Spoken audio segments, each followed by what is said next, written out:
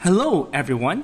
In this module, we will discuss and outline perspectives and instructional approaches in the search for balance in reading instruction rather than attempting to find the one program that will be best for all children. In order to help you develop a concept of reading, the module is introduced through John B. Carroll's article, The Nature of the Reading Process.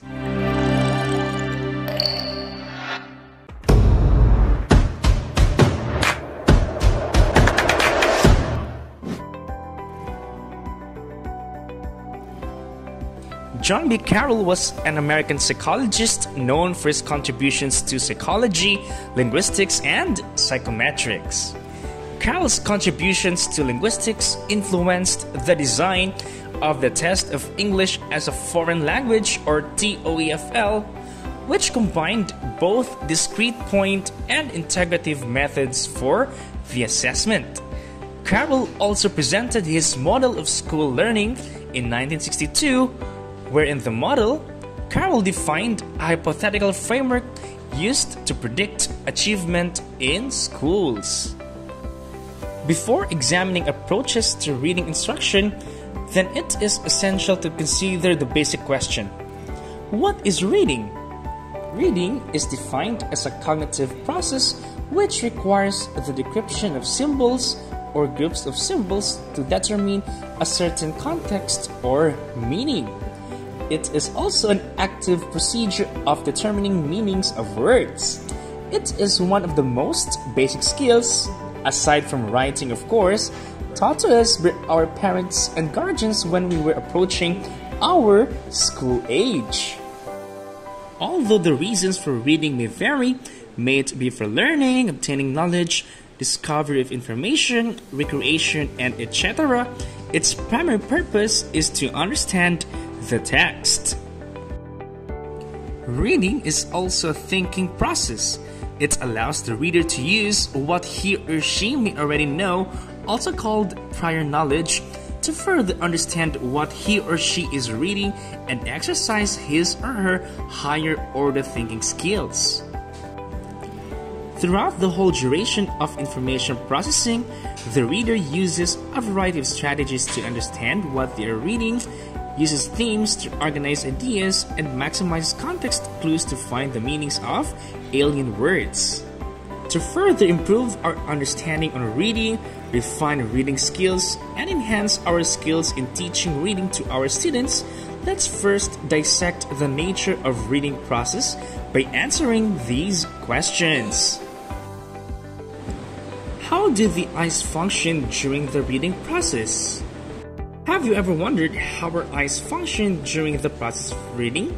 If so, let's find out how one of the 5 basic senses of humans get the job done.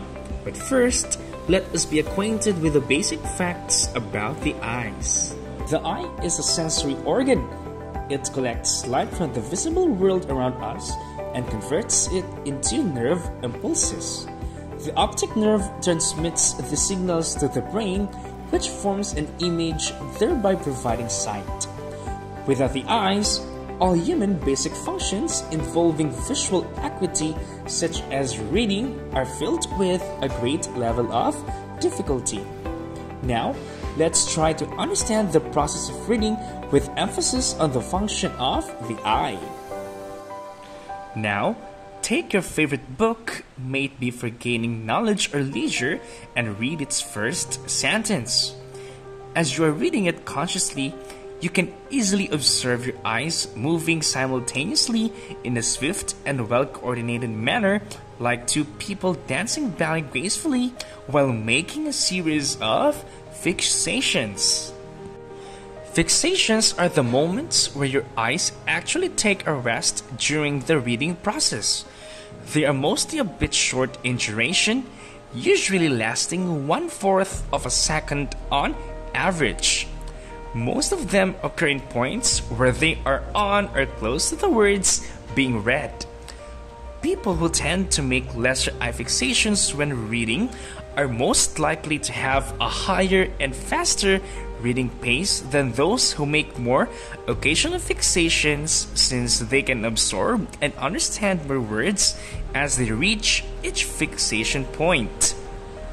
For average adult readers, there are usually 2 fixations per each of reading common types of books. As you reach a fixation point, you gradually gain an inkling of what you're reading, which means you actively recognize 1 or more words, reaching up to 4 or 5 on several occasions. There are also some words that you don't clearly recognize, but you should simply analyze them by drawing in the stimulus you gained from reading the previous words and sentences, as well as your prior knowledge to determine their context.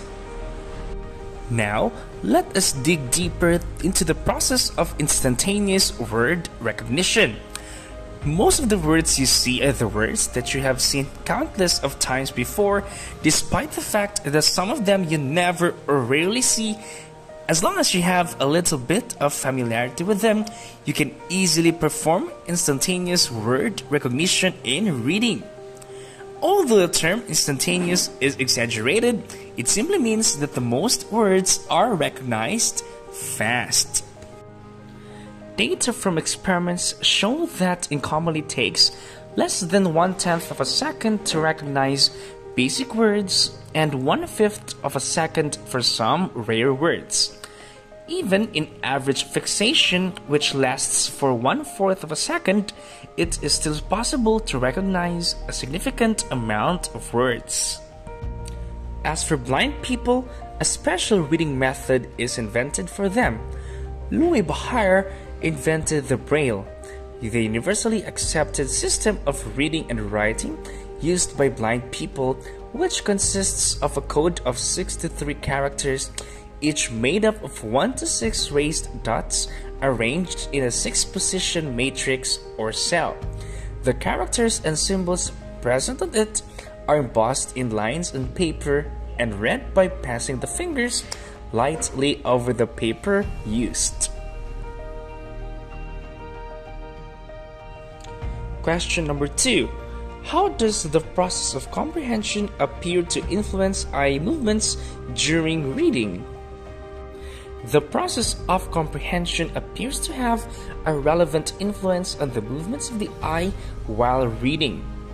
When a reader fails to understand or comprehend what he or she is reading, his or her eyes may regress, returning to its original position to fixate and focus on that specific part of the material which was scanned beforehand. Some can read with remarkably lesser fixations per line, some with an exaggerated long fixation durations per line, and some with more regressions than usual.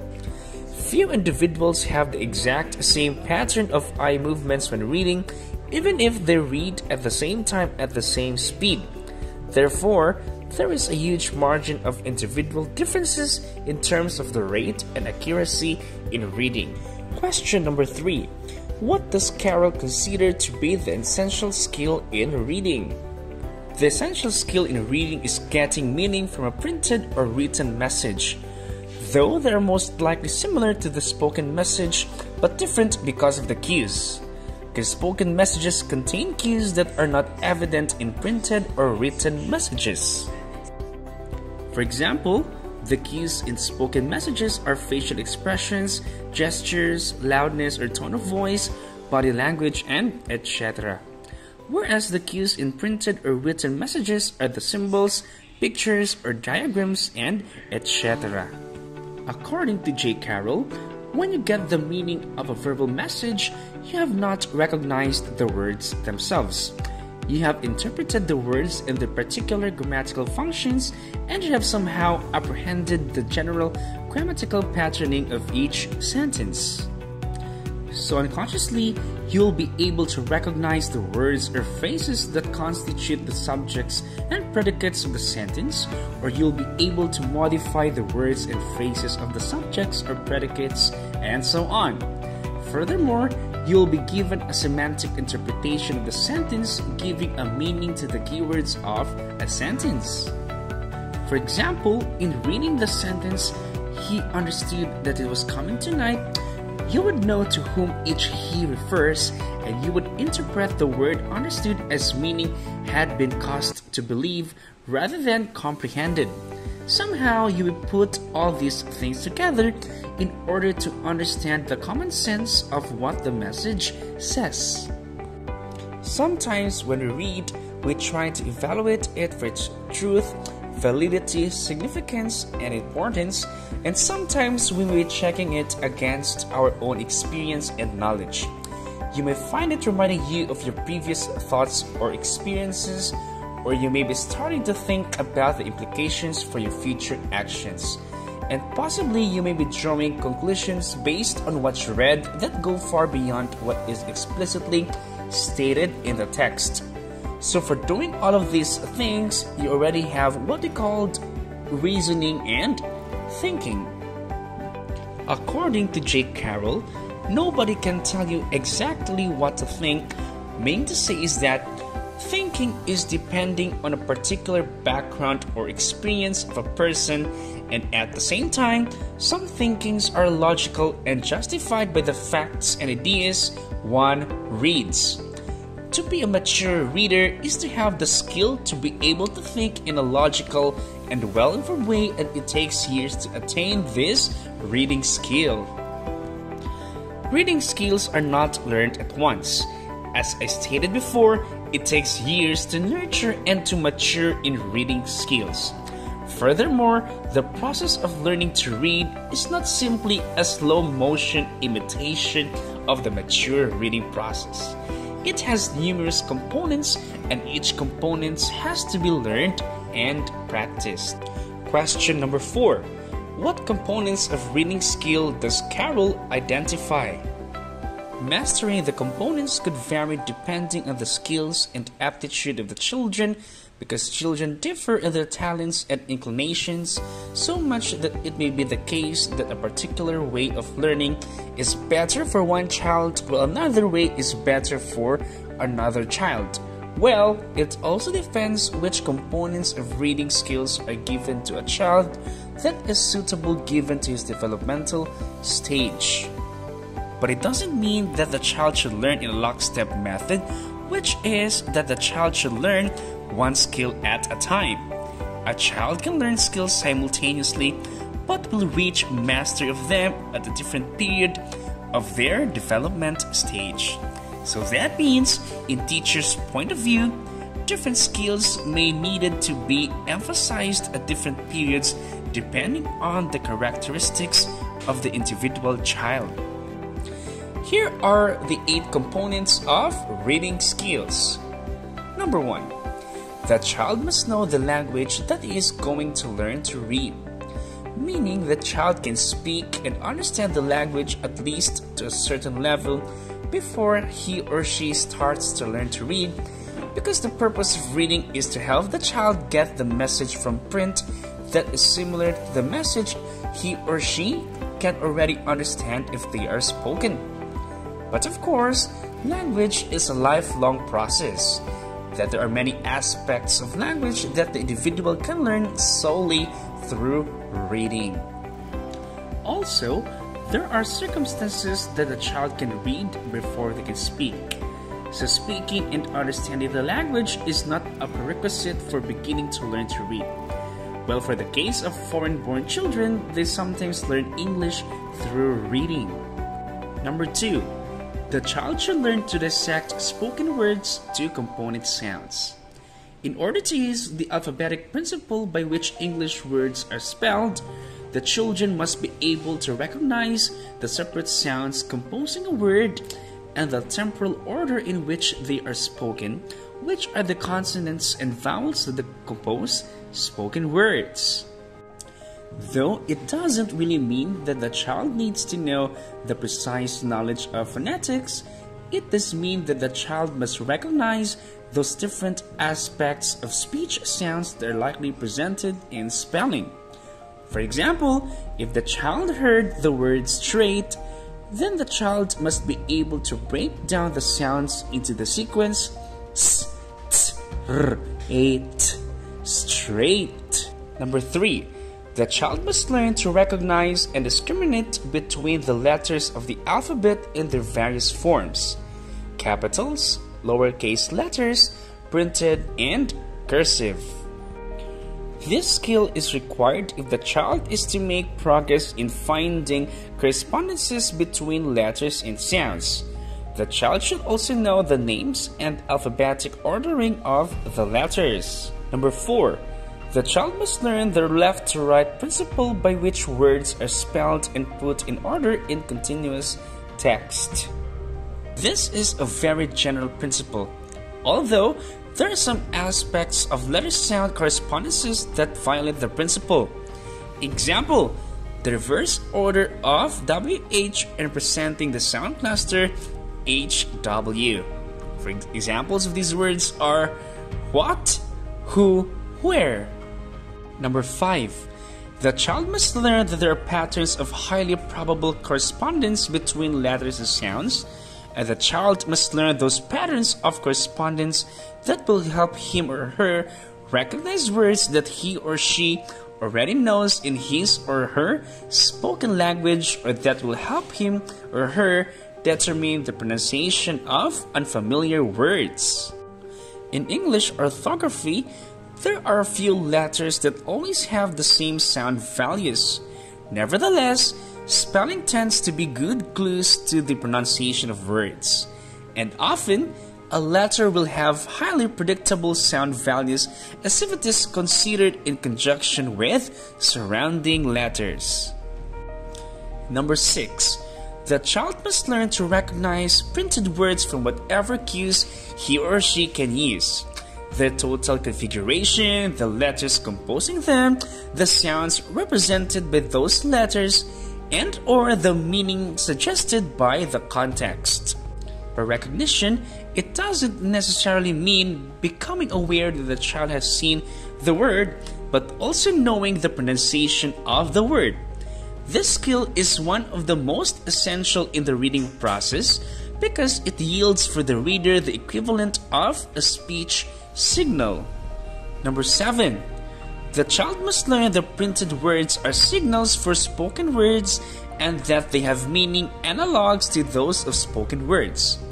While decoding a printed message to its spoken equivalent, the child must be able to apprehend the meaning of the corresponding spoken message. In early reading efforts, to expect the child to be able to read aloud, at first the child would hesitate, but later with fluency and expression. The last but not the least, number 8. The child must learn to reason and think about what he or she reads within the limit of his or her talents and experience. Depending on a particular background or experiences of a person will also depend on how the reader interprets, understands, or perceives the context.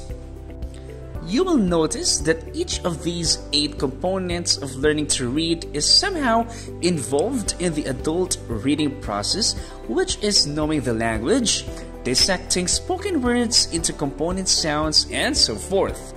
So, adult reading is only skilled because all the 8 components are highly practiced, that they emerge together as if it were one unified performance. Question number 5. What positions does Carol identify regarding the order in which reading skills should be introduced? So, now we have learned the 8 components of learning to read, from knowing the language to dissecting spoken words into component sounds, and so forth. However, the order of these 8 components caused a great debate between 2 different points of view. There are those who believe that there should be an early emphasis on the decoding of print into sound via letter-sound relations. How does this work? The instructor introduces the new letter and its sound. Say for the letter M. The instructor shows the letter to the learners and says the sound letter, There are also those who believe that there should be an early emphasis on getting the meaning from print, and the child should advance quickly as possible toward word recognition and meaning apprehension capacities of the mature reader. As teachers, it is always up to our discretion on what approach we're going to use in teaching reading to our learners. We must always identify the learning needs of the learners so we could appropriately apply what approach we are going to use. How about you? Which do you think is the most effective approach in teaching reading to your learners? Share your thoughts and opinions in class. Thank you so much for listening. Goodbye!